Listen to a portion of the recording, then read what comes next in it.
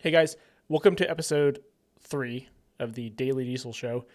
Today we're going to talk about two things. One of them is going to be tools, useful tools for choosing gear ratio, tire size, calculating what RPM you'll be at with different gears and tire size. Stuff you can find a lot of places, but we built our own calculator on our website that's been there for a while. That's pretty useful. We're going to cover a post kind of helping decide what injectors are going to fit well for the goal you have for the truck. And then some very good useful information when it comes to 7.3 tuning. And then on top of that, we're going to get into a breakdown of like the logic that I use to when I help people decide on planning or build. I may use the example of like a specific case, but I'm going to try to avoid that if I can. And just use the logic instead, because that's really what's important. It can apply to anything. It kind of abstracts it when you start to talk about a specific thing. So I'm going to switch over here. Just so you know, I know that most of you just listen to this. Very few of you actually watch this on YouTube, but it is a video. This daily show is a video podcast every single day until I don't want to do it anymore. And the video is going to be showing what I'm talking about, but the links to everything I'm talking about will be in the description. So if you're just listening or if you're watching and you want to go to these links, they're going to be in the description of the podcast or the video. The first one is tools. So if you just go to 1020diesel.com /tools, we've got some calculators here that are kind of handy. And the first one, courtesy of Vaughn, thank you, Vaughn, is a wheel speed engine speed calculator. So what you can do is like the blank field is going to be that you put in your tire size, and then we'll autofill the transmission ratio for third gear with the converter locked and overdrive with the converter locked. And this is useful because you can just say like, you can change this. So we can put in, if you have a 33-inch tire and a 373 gear at 60 miles an hour, it'll also tell you what the revs per mile is.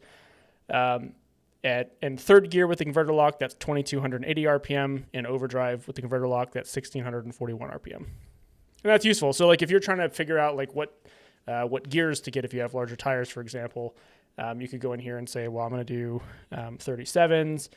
I cruise at 65 miles an hour, and I know that when I'm cruising in overdrive at 65 miles an hour, and that's where I spend my time, I know that my engine is going to be most efficient with the parts that I have at around like 2,200 RPM. How do I get there? And so that's what this is right here. So 37-inch tires, 373 gears at 65 miles an hour is 1,586 RPM, and that's abysmal. You don't want to do that. So we can just bump up. We can just change the gear ratio. All right, 37-inch tires with a let's say a 456. And it'll live change. Overdrive, this can be 1,900 RPM. Anyway, and you could change the target, say now, same scenario, but at 70 miles an hour, that would be to 2,000, almost 2,100 RPM. And you get the picture. But another thing, this is something, maybe we'll do another show about this someday, that's really important, and why tire size matters a lot, and why if you're towing and you care about responsiveness, you should not run large tires on your truck, because your final drive gear ratio can never compensate for your tires. It can compensate for it, but it will never correct it. And this is you can play with this calculator and see what I'm talking about. But the short answer is that if you the larger the tires you go with, doesn't matter the gear ratio, the split between gears, like the RPM differential between gears when you shift, is going to be larger. And that's a really important thing to understand. And it's really complicated, and I can't cover it now because it's going to take way too long, and I don't have it in me to do this. But this is really cool, and I encourage you to play with it. The other calculator that's on the same page here is you can figure out what fuel pump you would need to support X size injector, so in cc's, which is over 1,000 injection events, and that's going to be explained in the next thing we're going to talk about in just a second.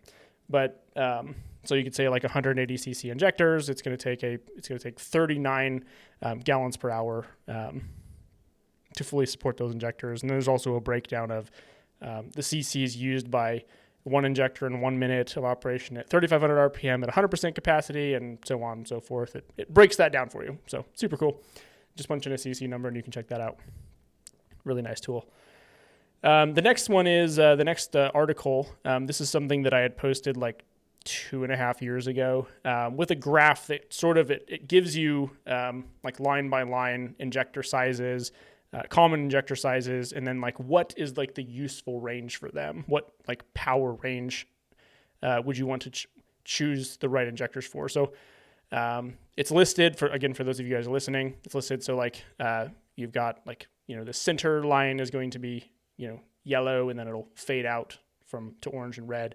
And really ideally, like if you know what kind of power you want to make, which is a very big question, then you can choose an injector that sits like in the center line of the yellow of the graph. That's basically what it's for. And you'll see that if you go to the link or if you're watching on YouTube.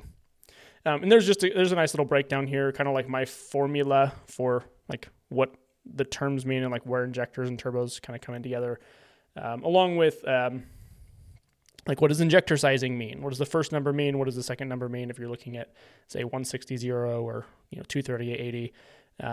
What is a hybrid injector versus an A-code injector? Because those are the two most common. Things like that. Just some useful information that I think a lot of people could find pretty handy.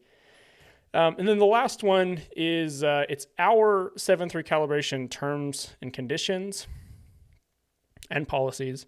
It's another page that's on our website, and I'll link that below. And it's specifically written for like our company and our tuning and our support on that tuning. But it's really useful because there's a ton of good information listed here that if you're interested sort of in like maybe a little more of the inner workings of why we, or like the decisions that we make based on components or transmission swaps or PCM types or things like that. It's a pretty long document, and there's quite a lot of good information no matter who you have tuning from. Like I said, it's geared towards us. It's our like policies and everything, but there's a lot of good information here that I think you probably find useful. And then the last thing is, and I'll try to cover this well, probably won't go over well because it's hard to be like not exact, but I'll try. So the logic of choosing parts. The broad understanding that I think everyone needs to have, and this is, again, it's not in detail, but it's just the logic. Especially when we're talking about non-VGT turbos, trucks, like any truck before, 2005-ish, mostly. Any diesel that does not have a variable geometry turbo. You have to pick a power range that's going to be useful for what you want the truck to do for you. And so the general things you can keep in mind are the larger the turbo you decide to run on your truck, the narrower the usable power range is going to be. And this is especially prevalent on like 7.3 trucks. And I can't say totally on others. I know they're very different, but like to say I want a 500 horsepower truck, 7.3, for example, that tows well. Well, it won't tow as well for the most part as a like 400 horsepower build. Mainly because the larger to make more power, it takes a larger injector, and to support that injector to make that power, it takes a larger turbo.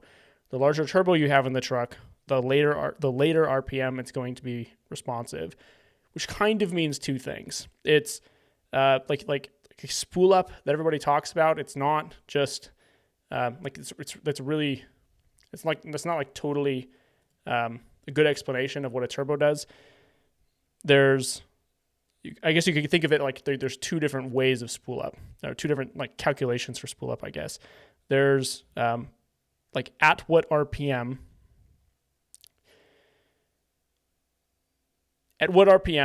can the truck move X amount of air or make X amount of boost, which is what most people are going to be able to see. So what matters like in reference to conversation. So like at what RPM can it make X amount of boost or move X amount of air? And then the other calculation, the other thing that matters is at what RPM can it make X amount of boost, and how long does it take to get there? You could put, like for example, you could put an S467, a fairly large turbo that's capable of, supporting 650 horsepower or so, without nitrous or anything on a 7.3.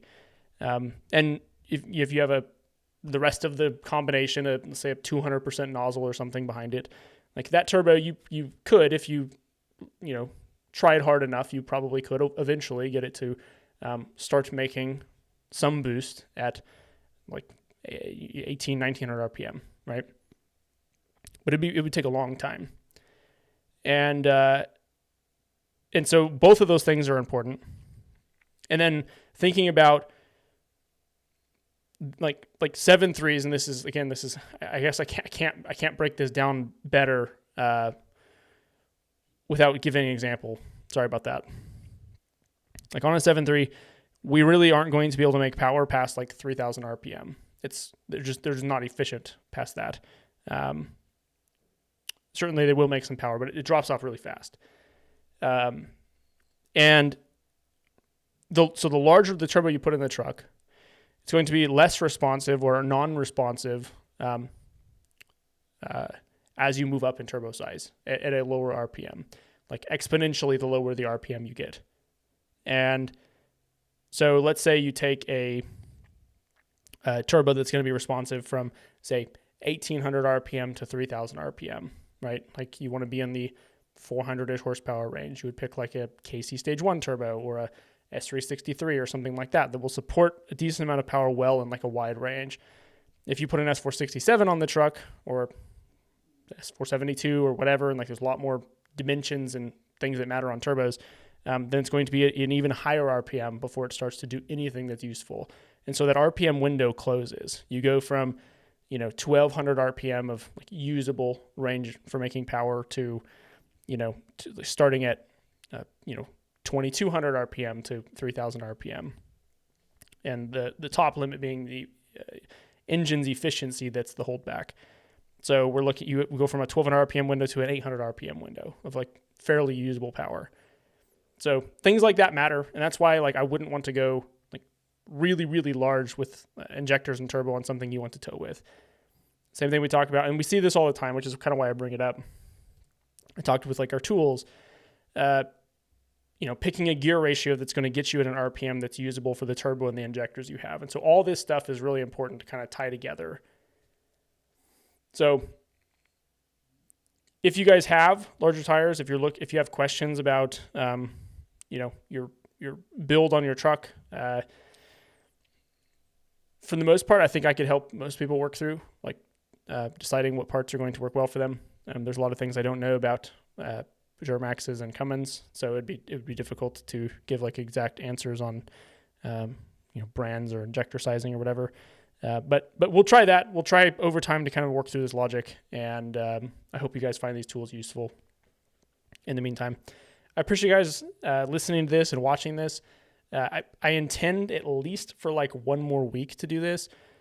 I think that it's as much for me as it is for helping. Like I want to get more information out there, like the stuff that we talk about every day at work. But it's not necessarily simple to sit down and just like say these things without like a conversation being had. But then that's the purpose of this. So like some of it's going to be kind of rough, and I appreciate anyone who is finding it useful and will stick through the fact that it's kind of rough. And yes, there's some ums and pauses. I'm not editing these at all. I'm literally pushing record, talking, and then turning it off and uploading it because I don't have time to do any of that. So anyway, thanks for listening, guys. seriously, it does help a lot. It helps everyone if it's useful. If you share it with somebody who it may be useful for.